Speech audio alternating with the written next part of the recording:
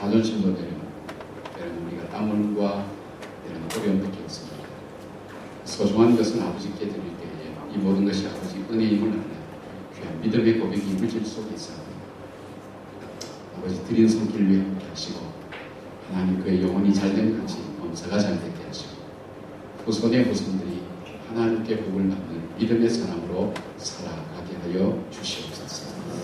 주님 드리지 못한 귀한 성도들의 마음의 귀한 예물도 받으시고 때로는 눈물의 예물도 받아주시고 주님께서 삶을 통해 역사하시는 하나님의 은혜가 그 삶 가운데 풍성케 하여 주시옵소서. 오늘 밤에도 하나님 말씀하여 주시기를 소원합니다. 예수님 이름으로 기도드립니다. 아멘. 고맙습니다.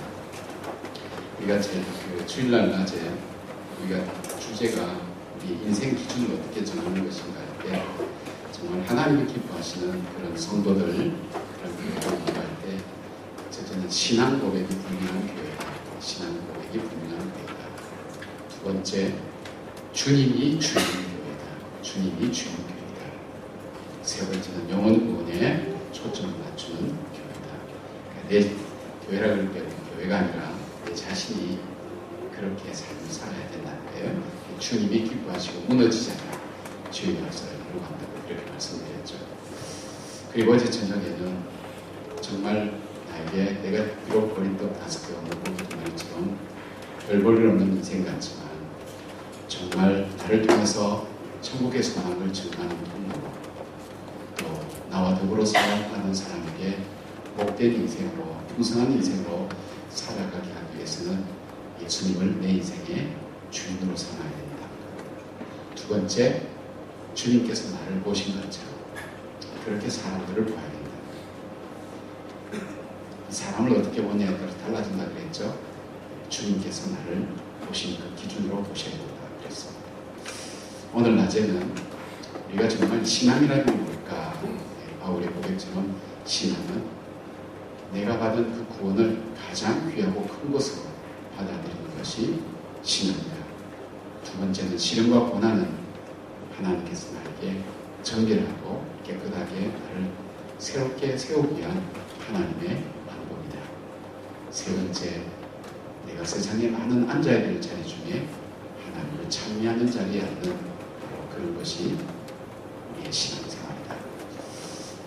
기억이 좀 나십니까? 질문하는데 대답 못하는 그 갑갑한 마음을 저도 잘 압니다. 그때 대답 안 하시고 제가 이해하니까 제가 워낙 넓은 마음을 갖고 있어서 이해하니까 너무 그렇게 불안하게 생각하지 마시고요. 제가 이야기하면서 시작하겠습니다. 언제든지 졸리면 여러분 지루하다는 표시를 해주시면 제가 5분 안에 정리하도록 그렇게 할 테니까 저도 방침을 먹고 있습니다. 근데 내일 저녁에는 가정에 대한 얘기를 하려고 하거든요. 그래서 주변에 있는 분들 같이 좀 모시고 신앙생활 안 하는 분도 함께 나눌 수 있는 얘기니까 제가 이 전공이 상담이고 다른 사역이니까 여러분에게 그런 면에서 좋은 도움을 드릴 수 있을 거예요. 그리고 또 하나는 여러분이 말씀을 들으면 이 모든 말씀 다 시키려고 하면 아무것도 안 됩니다. 이게 붕에 지나가고 나면 무슨 마약 주사 맞은 것처럼 한두 달 갑니다. 그 다음에는 언제 옛날이요 이렇게 노래 부르게 됩니다. 그래서 여러분이 지킬 수 있는 딱 한 가지를 여러분이 마음에 딱 하나님 결심하셔서 실천하셔야 됩니다. 다 할 수 없어요. 지킬 수 있는 딱 한 가지. 내가 들었던 말씀 중에 내가 욕은 못 지켜요. 내가 하루에 욕을 10마디를 했는데 5마디로 줄이겠다. 그리고 내가 어떻게 이런 여자를 만나가지고 내가 이렇게 사는가 이렇게 생각했는데 그래도 좋은 면이 있을 거야. 좋은 거 한 가지씩 찾아서 내가 꼭 칭찬해 주겠다. 뭐 이런 거 있잖아요. 쉬운 거. 그 다음에 교회는 늘 이렇게 사람들이 나오면 인상이 안 좋다고 했는데 의식적으로 그냥 본능적으로 웃는 게 아니라 의식적으로 한 번씩 웃어주겠다든지 지킬 수 있는 약속. 돈 안 들어가는 거. 돈 들어가면 여러분 안 할 거예요. 돈 안 들어가는 거. 그걸 한 가지 꼭 지켜서 실천을 해보고 있어요. 제가 그 말씀을 드려야 되나 말해야 되나 저녁에 식사하는데 그 집사님이 저기 그 말씀하더라고요. 어제 저녁에 말씀 듣고 굉장히 마음에 감동이 와서 4살짜리 아들한테 그랬대요. 오픈했다 그러니까 제가 말씀드려도 결례는 안 될 것 같아요. 야, 엄마가 그동안 신경질을 미안하다. 내가 목사님한테 야단 맞았어. 나한테 신경질해서 미안하다. 그러니까 그 아이가 엄마 목사님한테 진짜 야단 맞았어. 야단 맞았어. 그리고 미안하다. 엄마가 신경질해서. 그러니까 아이가 펑펑 울면서 엄마 화날 때 나 정말 무서웠어. 그렇게 이야기를 하더래요. 여러분 어린아이들도 똑같아요. 마음이. 단지 표현을 한다는 분이거든요. 근데 엄마가 또 솔직하게 그 아이한테 미안하다고 얘기할 수 있는 그 용기도 대단한 엄마예요. 그것을 실천했더니 돌아오는 반응이 뭐예요? 내가 몰랐던 걸 깨닫게 되고 관계가 달라지고 이 아이는 이제 우리 엄마는 믿을 수 있는 사람, 내가 이야기할 수 있는 사람, 자기 한 이야기에 대해서 물어보는 사람한테 신뢰를 갖게 돼요. 근데 내가 어릴 때 조그만 게 몰라라 그냥 시키는 거 하지. 주는 대로 먹고 남편이 아닙니다. 남편은 그럴 수 있지만 자식은 안 그렇습니다. 주는 대로 절대 안 먹습니다. 자기 주장 분명히 있어요. 그걸 동감해가면서 하면 잘 말씀해요. 제가 가끔 여러분 이렇게 한 번씩 웃게 만들잖아요. 웃으면 10분을 더 버틸 힘이 생깁니다. 한번 웃고 나면 제가 10분을 더 길게 여러분이 지루하게 생각 안 한다는 거예요. 웃는 사이에 시간이 연장되는 거예요. 여러분이 지루하다 싶으면 한번 또 웃기고 10분 연장하고 그렇게 해서 여러분이 시간 언제 간지 모르겠다. 왜 몰라요? 다 알지. 시간이 많이 갔는데 웃다 보니까 지루하게 생각이 안 되는 거예요. 웃음이라는 게 그렇게 중요한 거예요. 네, 그래서 그런 부분을 가지고 여러분 실제 적용을 꼭 해보시기 바랍니다. 네, 꼭 해보세요. 다들 아멘하는 분위기인데 안 하는 사람은 대체 어떤 사람일까요? 자, 우리가 행복을 만들어간다 그럴 때 이제 이야기를 하나 하고 시작할게요. 중동지방에 화가 나면 홧김에 정치하는 임금이 있었어요. 홧김에 여러분 정치하면 뭐든지 결정하면 잘 되는 일이 없습니다. 그래서 우리나라에도 유명한 속담이 있죠. 홧김에 뭐 한다고요? 서방질한다. 우리나라 사람 아니군요. 네. 그러니까 이 신하들이 굉장히 마음이 고민이 되는 거예요. 그래서 어느 날 이 개그맨 한 사람을 고용을 했어요. 개그맨 한 사람을 고용해서 임금님 화났다 그러면 개그맨이 와서 임금을 웃겨서 마음을 풀어서 그렇게 국정을 돌보도록 그렇게 했어요.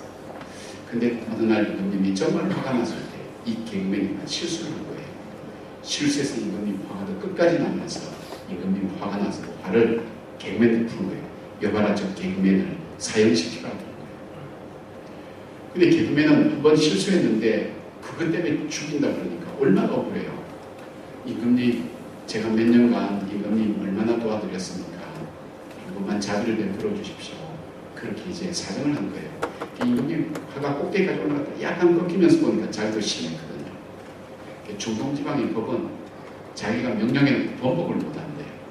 그러니까 추가 명령을 내리는데 자 죽이긴 죽이되 그 죄수에게 죽는 방법을 선택할 자유를 주어라 그렇게 명령했어요. 우리가 생각할 때는 이래 죽거나 저래 죽거나 죽는 건데 뭐 죽는 방법이 중요한가. 그런데 중동지방의 사형 방법은 너무 잔인한 거예요. 목을 창수를 해도 목을 치는데 3분의 1만 쳐요. 그리고 30분 있다가 다시 3분의 1을 쳐요. 전혀 표정이 변하고 없어요. 여러분 이런 일 평상시에 늘 겪는 것 같은 굉장히 낯설어요. 여러분 별로 대수롭지 않게 그런 것 같아요. 어떤 애 하면 그러는데 여러분 이해가 안 돼요. 정말 이해가 안 돼요. 그리고 사람이 심장에서 먼저부터 5cm씩 10분 간격으로 잘라주는 거예요. 이미 다 끝났어. 그 다음에 기름에 튀겨 주기도 하고 껍질을 벗겨 주기도 하고 그 다음에 말을 양쪽으로 네 군데로 묻어서 사지를 찢어 주기도 하고 그러니까 사형수들은 죽기 전에 이미 먼저 죽음에 대한 공포 때문에 이미 먼저 죽는 거예요. 사형수의 최대의 자비는 자기가 사형 방법을 선택하는 것이 정말 큰 자비예요. 드디어 사형 집행날이 돌아왔어요. 짐을 치고 이렇게 막 온갖 사형 도구가 다 나와요. 임금 명령이기 때문에 뭐에 죽일 줄 모르잖아요. 망나니는 칼 들고 돌고 기름 가방은 끌고 있고 말은 저기 있고 탁 잡혀나온 거예요. 재수는 불이 나오느라. 그래서 재수가 임금님 앞에 인사를 탁 합니다. 임금님 저에게 이런 자비를 베풀어 주셔서 고맙습니다. 그래 어떻게 죽겠느냐. 그러니까 제게 이런 놀라운 자유를 주셔서 임금님 너무 고맙습니다. 그래 빨리 선택하라. 임금님 저는 늙어서 죽는 방법을 선택했어요. 안 죽었어요. 그죠? 우리가 인생을 살아갈 때 열심히 사는 것이 중요한 것이 아니라 지혜롭게 사는 것이 참 중요합니다. 최선 다해서 사는 것이 중요한 것이 아니라 얼마나 지혜롭게 사는가 하는 것이 우리 인생 속에는 굉장히 중요한 문제입니다. 사람이 네 가지 종류가 있어요. 지혜로우면서 부지런한 사람, 지혜로우면서 게으른 사람, 미련하면서 부지런한 사람, 미련하면서 게으른 사람. 가장 바람직한 사람은 지혜로우면서 부지런한 사람인데 가장 골치 아픈 사람은 어떤 사람이게요? 네. 미련하면서 부지런한 사람이죠. 왜요? 미련해서 게으르면 사고를 걸치는데 미련한데 부지런하면 골치 아프잖아요. 네? 그러니까 열심히 하면 할수록 사고가 더 많이 치죠. 그러니까 미련하면 게을러야 돼요. 그래서 사고를 걸치잖아요. 무슨 말을 하는가 하면 부지런하고 열심히 사는 것이 중요한 것이 아니라 지혜롭게 사는 게 필요하다는 거예요. 지혜롭게. 커니 워커라는 학자가 세상 속에서 성공한 사람들을 조사를 해봤어요. 그러니까 무언가 성공한 사람은 남들과는 다른 한 가지가 있더라는 거예요. 뭐냐면 재능이 남다르게 있거나 특별한 지식이 있거나 특별한 지식, 남들이 갖고 있지 않은 특별한 지식이 있거나 그 다음에 특별한 기술이 있거나 뭔가 다릅니다. 한 가지는 삶의 태도가 다르더라는 거예요. 어떤 일을 만나면 삶의 태도가 다른데 조사를 해봤더니 이 지식이나 기술이나 재능은 그 사람이 성공하는가 실패하는가를 좌우하는데 7%밖에 안 되더라는 거예요. 그 사람이 성공과 실패를 좌우하는 것은 그 사람이 어떤 태도를 가지고 살아가느냐에 따라 달라지더라는 거예요. 어떤 일을 만나면 그 일을 어떻게 받아들이느냐에 따라서 그 사람이 성공이 되기도 하고 실패도 된다는 거예요. 저는 인생 공평하다고 생각 안 하거든요. 인생 출발 자체가 사실 불공평합니다. 인물 잘생긴 사람이 있는 반면에 못생긴 사람이 있고요. 머리 좋은 사람이 있는 반면에 다른 방향에 또 재능이 있는 사람이 있기 때문에 인생 자체가 결코 공평하게 출발하지는 않습니다. 그런데 인생을 잘 출발했다고 해서 그 사람의 인생이 끝까지 잘 가느냐? 그렇지 못한 경우 많이 보잖아요.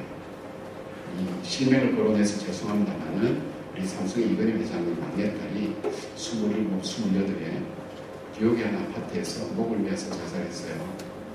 미모 뛰어나죠. 돈 많죠. 그 다음에 그만큼 많이 배웠죠. 뭐가 부족해요? 그가 살아가는 인생은 공주처럼 살아갈 수 있을 건데 27살짜리가 뭘 한다고 자기 생명을 끊겠어요? 아무리 좋은 환경에서 출발해도 불행하게 끝나는 사람이 많아요. 그러나 반대로 불행하게 인생을 시작하고 어려운 환경 속에 있어도 그 사람이 그 불행과 어려움 때문에 그것을 믿고 더 훌륭하고 위대한 사람으로 되는 그런 부분이 있다. 훌륭한 사람은 더 훌륭하게 되어지고 또 어려운 사람은 행복하게 가는 그 삶의 원리가 뭘까? 불행하게 시작해도 아무리 좋게 시작해도 불행해지는 원인이 뭘까? 이걸 조사했더니 요즘 미래학자나 자기 성공에 대한 그 학자들도 공통적으로 얘기한 것이 문제가 터졌을 때 그것을 어떻게 받아들이냐에 따라 달라진다는 거예요. 시편 1편에 보면 복 있는 사람은 악인의 꾀를 쫓지 않고 그렇게 되어 있죠. 여러분 표준 꼭 시편 23편에 그게 나오는 걸로 그렇게 생각하는데 시편 1편입니다. 시편 1편에 복 있는 사람은 악인의 꾀를 쫓지 않고 그렇게 되어 있고 뭐냐면 저는 시냇가에 심은 나무가 이렇게 있어요. 근데 여기서 나오는 이 시냇가 원어는요. 비가 내려서 자연스럽게 형성된 시내가 아니에요. 어떤 인격체가 땅을 파고 고랑을 만들어서 물을 흘려보내고 그 물이 흐르는 좌우에 푸르른 나무가 오아시스가 만들어지는 그런 시내를 말하는 거예요. 쉽게 말하면 그 인생이 황무지처럼 별 볼 일 없는 인생이라 할지라도 여호와의 율법을 주야로 묵상하며 사는 하나님 말씀대로 자기 삶을 선택하고 살아가는 그 사람은 인생의 황무지가 되어도 그 속에 하나님께서 황무지 같은 인생 속에 땅을 파고 물을 흘려보내서 좌우가 푸르르고 청청하고 시집을 쫓아 가시를 맺는 그런 인생으로 만들어간다는 거예요. 자, 그런 면에서 보면 성경을 이렇게 살펴보면 우리가 어떤 태도로 살아야 되는가 하는 부분에 대해서 굉장히 많이 말씀하고 있어요.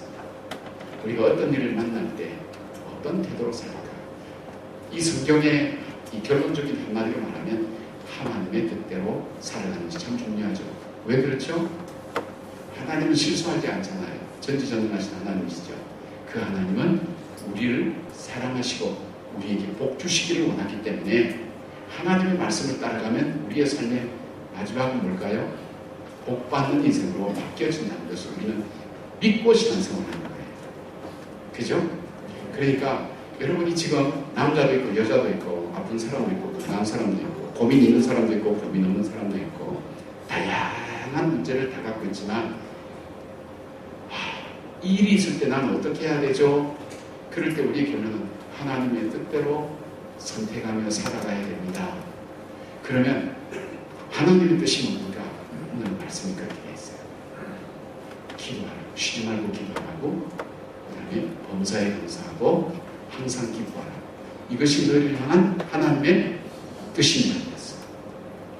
오늘 예배 마치고 가서 정말 남편하고는 한바탕 해야 되겠다 생각하는 분들도 주님 어떻게 하라고 했죠? 성공하는 싸움은 일단 이겨야 되잖아요. 이기는 싸움을 위한 우리의 태도는 뭘까요? 먼저 기도해라. 능력을 받아야 그래 싸움에서 이기죠. 그죠? 그 다음에 기뻐해라. 감사해라. 이것이 하나님의 뜻입니다. 자, 이렇게 하나님의 뜻대로 지금 내가 만나는 일들을 선택하게 될 때 하나님께서 책임져 주시고 우리의 삶이 행복으로 나가는 삶의 선택을 하게 됩니다. 사람이 아무리 오늘 낮에 말씀드린 것처럼 자기가 어떤 마음에 그런 느낌이 오고 어떤 일을 선택할 때 이미 자기 속에 어떤 기준을 갖고 있어요. 그것에 의해서 좋아하기도 하고 기도한다. 그러면 주님께서 쉬지 말고 기도하라. 그래서요. 왜 쉬지 말고 기도하라 했을까? 하나님께서 복 주시기를 원하신 하나님께서 왜 쉬지 말고 기도하라고 그러셨을까? 그걸 우리가 이제 찾아보려고 해요. 제가 물어볼게요. 이제 여러분이 진단 질문을 해야 돼요. 진단 질문. 여러분 수준이 얼마큼 되는지 알아야 돼요. 거기 맞춰서 제가 눈높이 말씀을 전하잖아요. 제가 질문하는 것을 여러분이 들어서 아는 분들은 조금 기다려주세요. 안 들어보신 분들은 대답을 좀 해주시면 좋을까요? 문제는 몇 개 드릴 거예요. 제일 먼저 여러분 오늘 머리 감고 나오셨어요? 머리 감죠? 예. 이미 알고 있는 분 몇 분 계신 것 같은데 이분들은 대답하지 마세요. 아는 척하면 안 좋아요. 아무도 안 들어본 사람은 얘기해보세요. 자, 머리 감을 때 어디부터 감으세요? 성의를 좀 보여보세요. 머리 종류는 아니죠? 이거 소갈머리, 이거 주변머리, 여기저기 빠지는 것은 볼장머리.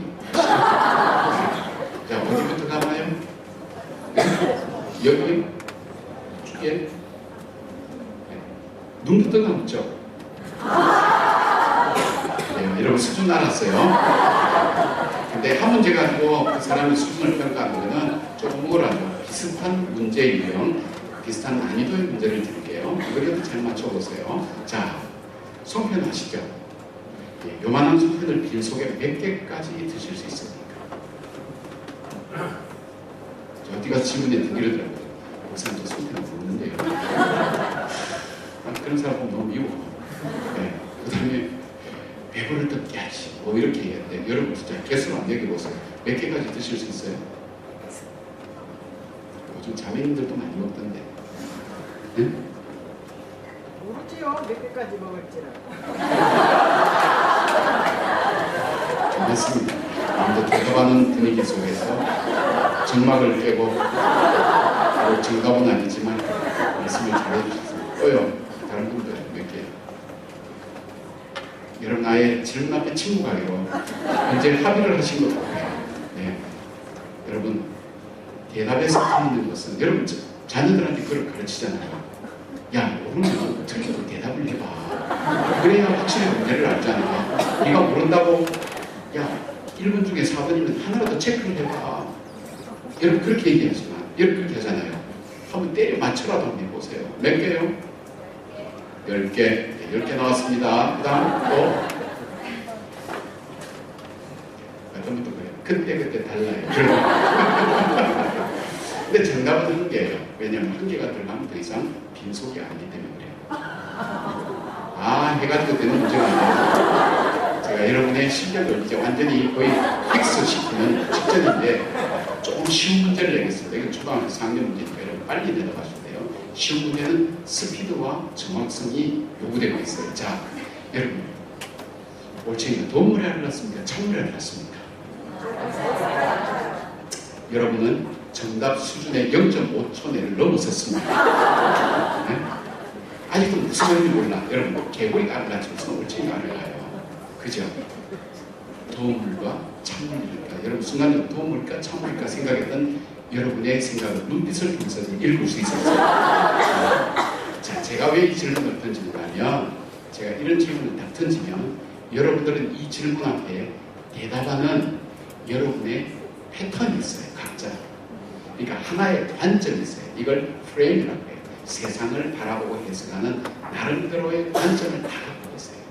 그래서 이걸 가지고 모든 사건을 해석을 해요.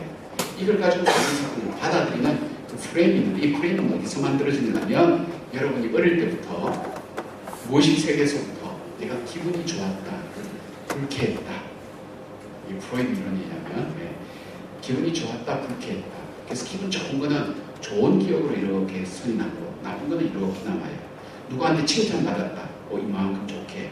그 다음에 시대가 이렇게 살아야 된다. 그러면 배우고 공부하고 이렇게 해서 여러분 나름대로 개인적인 경험, 시대적인 가치관, 그 다음에 또 여러분 내부에 있는 욕구 이런 것들로 인해서 이제 프레임이 만들어서 이걸 가지고 무슨 일이든지 다 이것 가지고 보는 거예요. 다 이것 가지고 봐요. 근데 이것을 구성하고 있는 요소의 공통된 요소가 뭐냐면 이기주의와 자기중심적이에요. 자기중심적인 프레임을 가지고 보니까 자기가 갖고 있는 관점 가지고 사람하고 부닥치니까 싸울 수밖에 없는 거예요. 같을 수가 없죠. 그리고 이것은 내가 직장일 할 때도 이런 것, 집안일 할 때도 요 관점, 그리고 내가 교회를 할 때도 요 관점으로 보니까 어떻게 할까요? 그 사람에 대해서 저 사람은 융통성이 없어, 그 다음에 지혜가 없어, 이렇게 돼요. 뭐든지 자기가 갖고 있는 그 기본적인 구성하고 있는 그 틀을 가지고 뭐든지 다 보는 거예요. 자, 그러면 좋은 대로 한번 보세요. 어떤 일인지 그 일을 푸는 키가 있어요. 열쇠가 있어요. 우리에게 우연한 일은 없다 그랬죠. 하나님께서 우리에게 우연한 일이 없어요. 자기 아들까지 우리에게 투자했는데 우리에게는 우연한 일이 없어요. 그러면 하나님께서 우리에게 딱 문제를 던져줄 때 내가 살아왔던 방식대로 그 문제를 보고 그 문제를 해석하면 이건 백발백중 자기중심적이고 이기적인 결정이 난다. 이걸 성경은 육체의 열매라고 해요. 그래서 자기중심적이고 이기적인 것을 가지고 무엇이든지 보고 판단하고 해석하면 어떤 결과는 시기, 질투, 음란, 더러움, 그 다음에 뭐 수군수군, 무정함 이런 어떤 로마서 1장에 모든 또 갈라디아서 5장 거기에 나오는 뭐예요? 육체의 열매를 맺는 거예요. 자기 생각대로 판단하고 해석하면 육체의 열매. 근데 본인은 잘 몰라. 내가 옳다고 확실하게 믿기 때문에 본인의 것이 얼만큼 잘못된지도 몰라요. 그러나 그것이 자기 뜻대로 이루어지는 육체의 열매의 결과를 갖게 되는 거예요. 그래서 내가 지나갈 자리는 항상 냉기가 돌아. 주의 선하심과 인자하심이 있는 것이 아니라 정말 냉기가 돌고 냉정함과 냉혹함과 그리고 답답함과 안타까움이 그 인생 속에 있는데 본인은 몰라요. 잘 몰라. 왜? 내가 가지는 것이 정확하다고 생각하고. 여러분 자녀들에게 돈 줄 때 돈 준 여러분 의미 없이 막 줘요? 그런 부모 없어요. 이 돈을 이 자녀가 어떻게 쓰는가 보는 거예요. 그래서 부모가 기뻐하는 대로 쓰면 더 주고 그렇지 않으면 훈련과 교육을 시켜요. 하나님께서 문제를 딱 던질 때는 그 문제에 대해서 여러분이 갖고 있는 살아온 삶의 패턴대로 볼 것이 아니라 주님의 뜻대로 그 문제를 바라보고 이해하도록 원하는 하나님의 뜻이다. 그래서 성령의 뜻대로 그 문제를 바라보고 해석하는 걸 뭐라 그래요? 성령의 열매를 맺는다고 해요. 자, 인격적인 사람은 어떤 사람은 인격적인 사람이라고 그래요? 이기적이고 자기중심적인 인간의 본질적인 어떤 프레임 속에 남을 배려할 줄 아는 마음이 자기 마음속에 들어있는 사람을 인격적인 사람이라고 그래요. 자, 그리스도인은 어떤 사람을 그리스도인이라고 그래요? 어떤 사람을 그리스도인이라고 해요? 성경대로 말하면 그리스도의 영이 없으면 그리스도인이 아니냐, 직분을 갖고 있으면 그리스도인이냐, 10년 이상 되면 그리스도인이냐, 헌금 많이 하면 그리스도인이라. 정말 말씀. 그리스도의 영이 없으면 그리스도인이 아니라고 했어요. 그러면 내가 그리스도인이라면 내가 어떤 일을 만날 때, 어떤 일을 할 때 그리스도의 영이 내 속에 들어와서 주님이 보시는 관점으로, 주님이 느끼는 마음으로, 주님이 원하시는 선택의 삶을 살아가는 인생이 그리스도인이에요. 그죠? 그런데 우리가 이기적이고 자기중심적인 그런 생각과 사고를 어떻게 바꿀 수 있냐고요. 기도를 하면, 여러분 기도를 하면 갑자기 혀가 안으로 말려져서 방언도 나오고 예언의 역사도 나타나고 신령의 역사도 나타나고 있어, 진동도 나타나고 그럴 수 있어요. 그러나 그 사람이 정말 하나님 말씀이 그 속에 들어갔다는 것이 현상적으로, 사회 현상과 생활 현상으로 나타나는 것은 패러다임이 바뀌어요. 패러다임.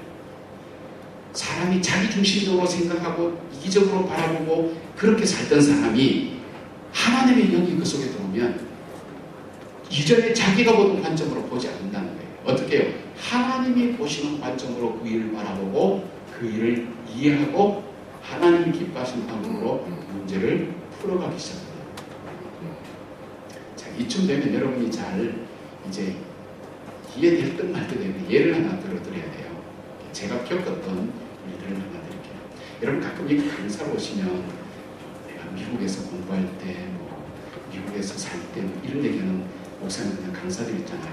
그런 얘기 들으면 여러분들 좀 역겹죠. 요즘 미국 안 가본 사람은 어디 있어요?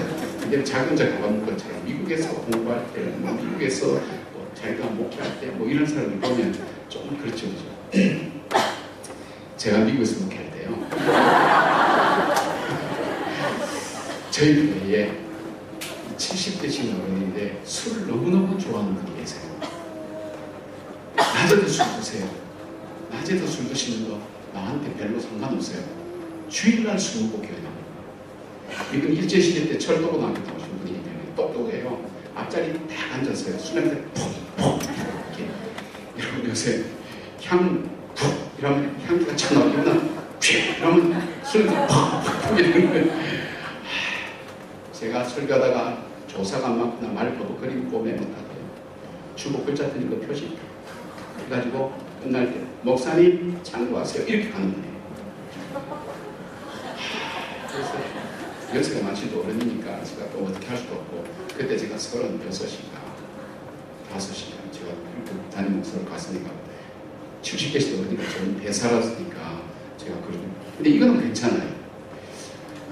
미국에서 이제 목회하는 임자들이 부부가 다 일 나가기 때문에 신방이 주로 밤에 모여요. 밤에 갔다 오면 11시 반이나 12시 되면 일찍 잠이 들어야 내일 새벽기도를 가거든요. 근데 요즘은 뭐 소셜 워크도 많지만 미국에서 그 당시에는 90년도 초반에는요, 이 전화 코드를 뽑을 수가 없어요. 왜냐하면 우리 한국 사람 중에 이민 온 사람이나 불법 그렇게 치료한 사람도 있거든요. 이분들이 차가 없으면 목사를 불러요. 아파도 목사 불러요. 뭐 경찰하고 문제가 생겨도 목사를 불러요. 그러니까 밤에 오는 전화는 좋은 전화들이 별로 없어요. 그러나 이 코드를 뽑을 수가 없어요. 우리 교인들이 어떤 일인지 모르니까. 첫 장 드는데 전화가 탁 오는 거예요. 정신이 바짝 들죠. 하니까 전화기에서 목사님 이러는 거예요. 그 할아버지예요. 어르신 웬일이십니까? 잡니까? 이래요. 잡니다.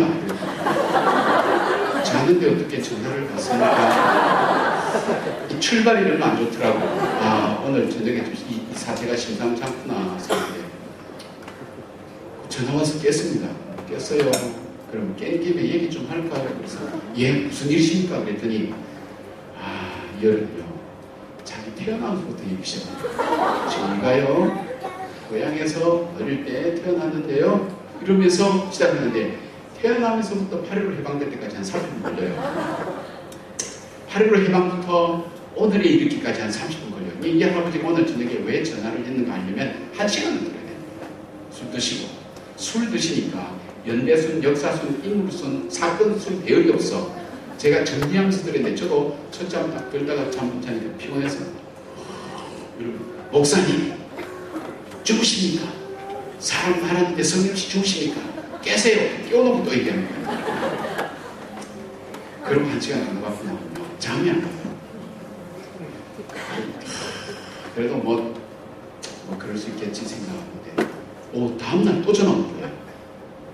제가 교회 부임하자마자 정말 참 이거 골치 아픈 일 만난 거예요. 근데 이제 문제는 여러분 드라마가 아무리 재미없어도요. 전편의 마지막 장면 이후부터 하거든요. 이 할아버지는 처음부터 또 얘기해요. 아 그래요. 예 할아버지 지난번에 뭐가 여왕 다방에 가서 김마담 옆에 앉았다 그랬죠. 그러니까 가만히 계십시오. 사람 말 좀 합시다. 이거 첫잠 안 자고 이 얘기 한 시간씩 듣고 나면 그 다음 잠 못 자잖아요. 사람 미칩니다. 미쳐. 제 마음속에 이거 참 큰일 난다. 저는 천국 영업부 소속이기 때문에 실적만 올리면 되거든요. 이 할아버지의 인사이동에 관한 것은 전부 비서실에서 기획국에서 담당한다는 말이에요. 기도를 물어보죠. 하나님 조만간 이 할아버지 혹시 하늘로 데려갈 계획 없습니까? 딴 데로 쭉 옮길 계획 없습니까? 대답이 없어요. 네가 당해라는 게 참 큰일 난다. 그래서 이제 마음속에 계속해 돼서 하나님 이거 잘 익히겠다. 이 경찰 좀 이렇게 신고할까? 왜냐하면 스토커처럼 이렇게 매일 밤 계속해서 하는 거 시간이 걸리거든요. 그 사람은. 그러니까 아니지. 그러면 저도 이제 신고하면 저도 그렇잖아요. 당연하잖아요. 사람 잠자는데 일반적인 상식인데 어떻게 전화를 해가지고 아무리 연습하시도 모르겠지만 한두 번은 괜찮지만 매일 저녁 한 2주 가까이 막 계속해서 할 때 그건 못 견딘단 말이에요. 밤에 잠이 안 오면 군대 있을 때 빠따 맞으면 잠 안 오듯이 미안합니다. 군대 얘기해서 군대에서 축구 얘기는 안 할 테니까 그렇듯이 잠이 안 오고 이러니까 제 마음속에 계속 기도하면서도 마음속에 불평이 된 거예요. 어떻게 교인이 주일날 술 먹고 교회로 오냐. 그래서 친구한테 그런 얘기했어요. 아니 우리 교인이 하나 있는데 어떻게 교인이 주일날 술 먹고 교회로 오냐. 담배 피는 사람은 담배를 이렇게 꽂고 있다가 보통 여름에 여러분 와이셔츠 이렇게 담배를 이렇게 꽂거든요. 저하고 인사가 떨어져서 제가 죽어드리기도 하고 이런 것가 있었는데 술 먹고는 교회 안 온단 말이에요. 그러니까 친구가 이런 얘기했어요. 김 목사 그렇게 생각하지 말고 술 먹는데도 불구하고 주일날 교회 나온다고 생각을 바꿔보라는 거예요. 사실 같은 얘기거든요. 술 먹고 나온다는 사실이 똑같은 거예요. 그런데 나는 어떻게 교인이 주일날 술 먹고 교회 오냐 이렇게 생각했는데 그 친구는 그렇게 생각하지 말고 술 먹는데도 불구하고 주일날 교회 나온다고 생각을 바꿔보라는 거예요. 여러분 참 사람 마음이 이상하더라고요. 어떻게 교인이 주일날 술 먹고 교회 오냐 하니까 짜증과 신경들이 팍 나는데 술을 먹는데도 불구하고 어떻게 교회를 나오지 이러니까 호기심이 생기는 거예요. 뭔가 사연이 있겠다. 그런 마음이 딱 들어오니까 짜증이 없어지는 거예요.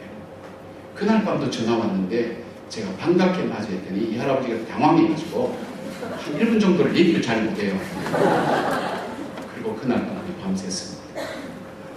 밤샜습니다. 온갖 얘기 1시간으로 다 끝나지 않는 얘기를 쭉 하는데 그래 어떻게 사연이 다 있겠지 생각했는데 그 다음부터는 저녁에 전화 왔고요. 그 다음 주에 찾아왔어요. 목사님 저 술꾼을 합니다. 아니 왜요? 내 평생에 술 먹고 내 이야기 끝까지 들어준 사람 목사님밖에 없습니다. 나도 목사님 속 들어드리랍니다. 저 이제 술 안 먹겠습니다. 이런 거예요. 근데 완전히 끊지 못하시고요. 이제 조금 주일날 술 먹고 나오시나 봐요. 그리고 이분이 목소리를 읽기 때문에 미국에는 임금비도 비싸니까 목소리를 많이 도와주셨어요. 자, 제가 그러고 나서 이제 알고 보니까 무슨 일이냐면 이 집사님하고 사는 권사님이 계신데 이분이 남자로서 저지를 수 있는 나쁜 짓은 다 하고 살아온 거예요. 미성년자들이 있어서 뭔지 자세히 얘기 안 할게요. 근데 옛날 요즘은 여자가 들으면 살겠어요 안 살지. 옛날에 이 할머니들은 그래도 이게 내 팔자기꾼이하고 사는 거예요. 살다가 이 할머니 너무 견디기 힘드니까 예수를 믿게 된 거예요. 예수를 믿고 보니까 저 영감님이 너무 불쌍하거든. 그러니까 하나님 앞에 기도한 거예요. 하나님, 저 영감 예수 믿고 구원받게 해주세요. 부끄러운 구원 받지 말고 하나님의 교회에 일을 해서 천국에 상급 있는 그런 교회 되게 해주세요. 이 권사님이 몇십 년을 그 기도한 거예요. 근데 그 기도가 저를 통해서 이루어진 거예요. 저는 이 스토커 같은 이 사람을 어떻게 고발할까? 어떻게 막을까? 그 상식의 일반적인 생각이에요. 제 중심으로. 그러나 하나님은 그게 아니었단 말이에요. 이 권사님의 기도를 저를 통해서 이루기를 원하시는 하나님의 계획이 있었던 거예요. 저는 그거 몰랐죠. 상식적이고 제중심적이고 제이성적이고 판단했고 그리고 사람들의 통념적으로 해석을 했는데 하나님은 그게 아니라는 거예요. 하나님 마음은 이 사람을 어떻게 하든지 하나님 앞에 구원받는 백성이고 성국에 있는 사람으로 이 권사님의 기도에 응답해서 그렇게 하고 싶은 하나님의 계획이 있었는데 제가 그 계획을 모르고 저는 괴로우니까 근데 계속 기도할 때 하나님께서 그 친구를 만나게 하시고 저희 생각의 패러다임을 바꾸게 하면서 이 할아버지 이야기를 끝까지 듣게 될 때 이걸 통해서 어떻게 이 할아버지의 삶이 변화하고 교회에 봉사하게 된 거예요. 제 문제는 그때 교인이 한 60명 정도밖에 안 되는데 이 집 식구가 한 15명 정도 가까이 20명에서 15명 아들, 딸, 손자 쭉 연결된 한번 보세요. 그럼 이민교에서 3분의 1이 집안이야. 잘못 건들면 교회 3분의 1이 갑자기 없어져요. 이민교에서는 흔히 있을 수 끝날 순간대가 다 없어지고요. 목사님 혼자 나오니까 교인들 다 어딜 봐. 그런 어떤 상황인데 자기 아버지와 할아버지 문제를 아무도 해결 못했는데 저 새로운 젊은 목사님이 자기 아버지 문제를 해결해 준 거예요. 그러니까 이 가족들이 저를 어떻게 볼까요? 생명의 은인으로 생겨요. 생명의 은인. 제가 뭐 하자 그러면 목사님 우리 생명의 은인. 우리 아버님 밤에 술 먹고 들어와서 우리 안 괴롭힌 것만 해도 너무 큰 은입니다. 그러니까 제가 뭘 하자 그러면 일을 안 달아요. 목사님이 옳습니다. 목회하기가 얼마나 편할까요? 이미 목회가 어려운데도 여러분 어떻게 해요? 하나님께서는 그걸 통해서 저로 하여금 교회에 잘 뿌리를 내리고 교인들과 잘 이렇게 서로 이렇게 랜딩이 되어서 목회를 잘 할 수 있는 하나님의 계획을 갖고 근데 그 계획을 어떻게 해요? 하나님은 주님의 뜻을 이루는데 순종하는 그 일을 통해서 일을 이루어 가시는 거예요. 그 계획을 모르면 뭘까요? 내가 갖고 있는 기준, 내 상식, 내 판단, 내 경험 가지고 할 때는 하나님 뜻은 이루어지지 못해요. 내 뜻은 이루어지지 않아요. 내 뜻 이루어지면 뭐라고 그랬어요? 육체의 열매가 열려지는 거예요. 성령의 열매가 열리니까 하나님의 평안함과 온유함과 겸손함과 주님의 인격과 성품들이 온 교인들 마음속에 일어나는 것을 보는 거예요. 여러분 기도를 하면 하나님께서 내 패러다임을 자꾸 바꿔주시고 바뀌어진 패러다임에서 나오는 언어는요 다른 말이에요. 여러분 보세요. 예수님께 가늠한 여인이 잡혀왔어요. 이 가늠한 여인은 어떤 구석으로 가도 이 여인은 죽어야 돼요. 역사적, 율법적, 경험적, 교육적, 사회적 어느 관점에서 봐도 이 여인은 돌멩이 맞아 죽어야 되는데 사람들이 다 죽어야 된다고 생각하고 돌멩이를 되돌아봤는데 예수님은 이 여인에게도 새로운 삶이 필요하다는 것을 예수님은 갖고 계셨어요. 우리와는 패러다임이 달라요. 생각이 달라요. 그래서 예수님께서 하신 말씀은 뭐예요? 너희 중에 죄 없는 자가 먼저 돌로 쳐라. 그 말에 돌멩이를 하나씩 툭툭툭 떠들고 다 갔어요. 이것은 죄 없는 자가 돌로 치라는 것이 아니고 이 여인을 살리는 생명의 말이에요. 생명의 말. 말이라고 다 사람을 살리는 건 아니에요. 우리가 많은 말 중에 생명을 살리는 말이 있고 생명을 죽이는 말이 있어요. 내 상식 가지고 내 판단 가지고 하는 것은 육체의 열매를 이기 때문에 생명을 죽이는 말인데 우리 주님의 뜻대로 하는 주님의 마음을 내 가슴에 품고 그리스도 영이 들어와서 하시는 말씀은 내 그냥 평범한 언어를 해도 생명을 살리는 말이 되는 거예요. 여러분도 수많은 말 듣지만 그 한마디 속에 마음의 병이 들어서 고민하는 경우가 많잖아요. 우리가 기도할 때 어떤 일이 난다고요? 내 중심적인 생각이 조금씩 바뀌어서 주님의 생각으로 바뀌어지고 주님의 생각으로 바뀌어지면서 그것을 그렇게 받아들이게 될 때 나를 통해서 주님의 뜻이 이루어지는 역사 그 결과가 어떻게 일어날까요? 주님께서 영광 받으시고 성령의 인격적인 열매가 맺혀지는 의와 혈합과 화평, 하나님이 통치하시는 하나님의 나라가 이루어진 것을 보게 되는 겁니다. 그러니까 여러분, 오늘 저녁 대판 싸울 때도 계획을 갖고 계신 분들 어떻게 할까요? 싸우기 전에 뭐부터 해야 돼요? 기도하셔야 돼요.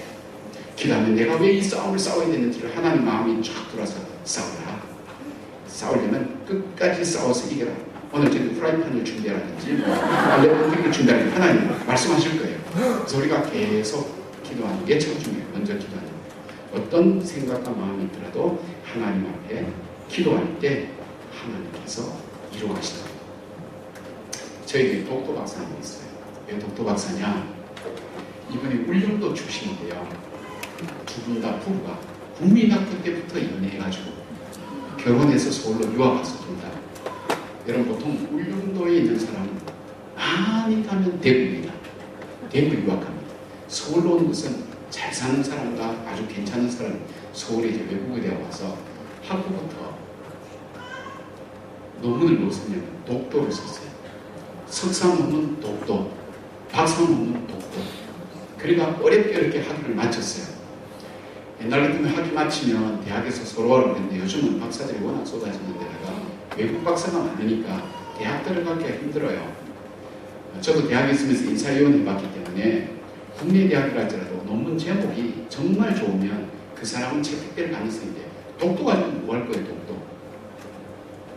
이분이 딱 졸업해서 학위 받고 야 이제 다 이루었다 생각하고 했는데 돈은 다 썼는데 이게 젊은 자리가 안 나니까 방황이 시작하는 거예요. 보따리도 안 쓴다고 전국으로 뛰는데 너무너무 힘든 거예요. 차비로 강사비 받은 거 다 날라가고 그런데도 뭐 강사 경력을 쌓아야 되니까 고민 많이 하고 기도 많이 하더라고요. 그러더니 어느 날 저를 찾아왔어요. 목사님, 경주에 있는 위덕대학에서 오라 그러는데 어떻게 할까요?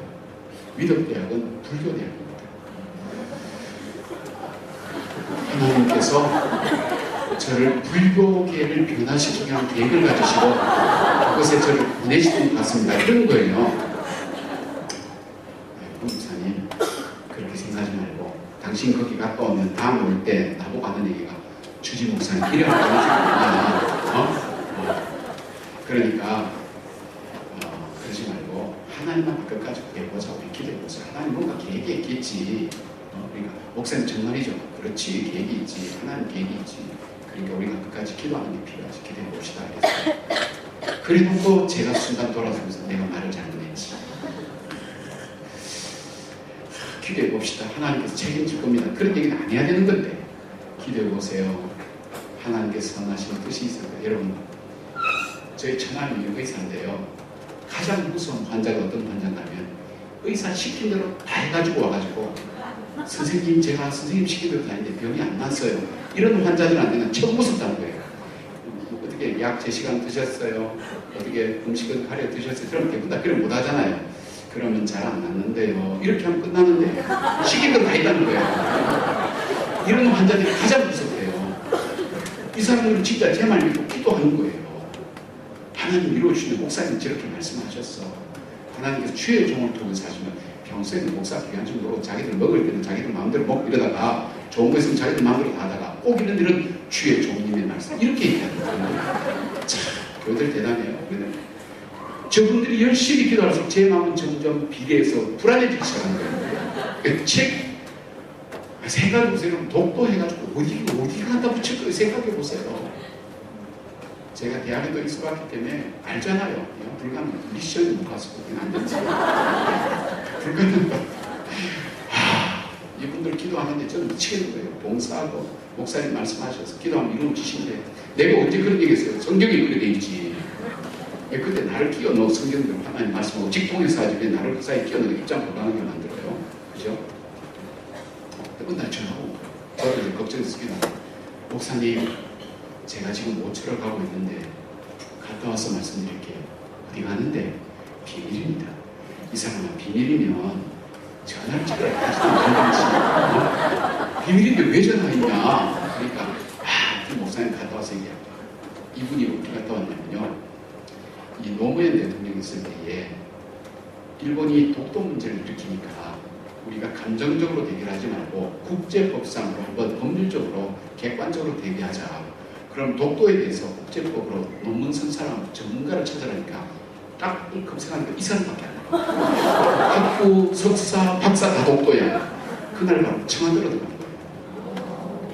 청와대에 무슨 뭐 동북아 공정인가 뭐 하여튼 뭐 우리 역사 연구하는 그 있잖아요. 근데 이분이 2년 전인가 3년 전에 목사님 고맙습니다 이런 것도 없고 그냥 그런 거예요. 불렀어요. 집사님 일본이 독도 문제 갖고 왜 계속 떠드는지 아냐? 그러니까 몰라요. 집사님 퍼머넌트 잡을 주려고 그러지 않나. 일본이 독도 야 독도 다케시마 이러다가 우리가 잘못 알았다 이러면 이 집사님은 그만둬야 되겠잖아. 그죠? 계약직이니까. 근데 계속 이러니까 계약직 갖고 안 되겠다. 이거 연구 산술 기구로 만들자. 그래서 거기에 선임 연구이 된 거예요. 조선일보에도 이름 나고요. 작년에 또 유학까지 갔다 왔어요. 게다가 또 안 나오던 애까지 나와서 아들이 둘이에요. 하나님께서 그렇게 하시다. 그래서 목사님 말씀하세요. 제 말이 아니고 하나님 말씀이에요. 여러분 하나님께서 우리에게 어떤 문제를 줄 때는 이유가 있어요. 그 이유를 내가 무턱대고 살아온 대로 패턴대로 그대로 사는 것이 아니라 어떻게 해요? 먼저 하나님 앞에 기도하고 주의 뜻이 무엇인지를 믿고 찾는 것이 참 중요해요. 사람은요 자기가 살아온 방식대로 그 문제를 바라보고 그 문제를 해석하려고 하는 관성의 법칙을 가지고 있어요. 한 대학에서 학생 둘이가 싸웠는데 각과 교수님들이 반응이 달라요. 국문과 교수는 아이고 저 주제 파악도 못하는 놈들 이러고요. 수학과 교수는 아이고 저 분수도 모르는 놈들. 경제과 교수는 쟤들 저런다고 돈 생기냐. 경영과 교수는 쟤들 인생 저렇게 살아서 어떻게 하려 그래. 미술과 교수는 보기 좋다는 놈들. 네? 음악과 교수들 쟤들 진짜 장단 맞추고 있네. 미생물학과 교수는 저 썩은 놈들. 러시아학과 교수는 스벌론스키. 네? 사람은요 자기가 살아온 방식대로 사건을 바라보고 해결하려고 하는 그런 법칙을 갖고 있어요. 하나님께서 그렇게 살아온 방식대로 반응을 딱 보이는 거라 스탑! 그렇게 하면 잘못하면 안 돼. 스탑! 기도하게 하고 하나님 이 일이 나에게 주어진 이유가 무엇입니까?